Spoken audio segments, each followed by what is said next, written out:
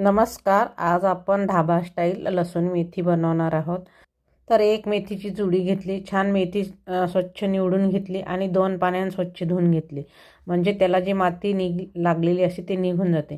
चाळणीमध्ये निथळायला ठेवली. आता पाणी निथळते तोपर्यंत आपण 1 चमचा डाळवं, 1 चमचा तीळ, 1 चमचा शेंगदाणे हे मी अर्धा तास आधीच भिजत ठेवलं होतं.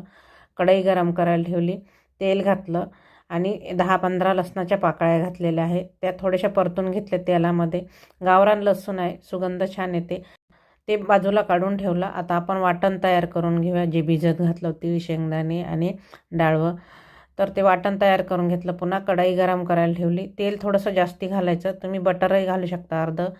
तर जिरे, मोहरी, हिंग आणि बारीक कट केलेलं लसूण घातलं. लसूण छान लाल झाला की थोडासा मोठ्या आकाराचा मी कांदा एकदम बारीक कट करून घातलेला आहे. आता आपण मसाले घालूया.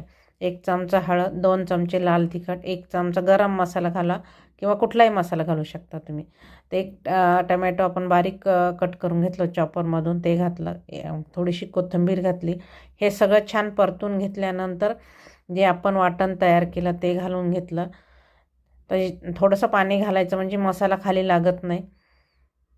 बघू शकता तुम्ही मिक्सरचं भांडं विसरून घातलं. आता हे छान परतून घ्यायचं. सारखं हलवत राहायचं, अधूनमधून झाकण ठेवायचं म्हणजे तेल सुटेपर्यंत आपल्याला हा मसाला परतून घ्यायचा आहे. चवीनुसार मीठ घातलं.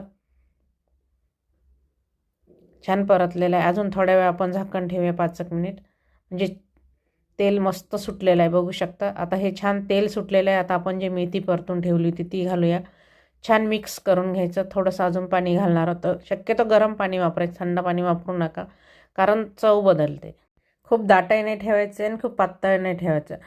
एक 4-5 मिनिट मस्त मंद गॅसवरती भाजी पूर्ण शिजवून घ्यायची आहे.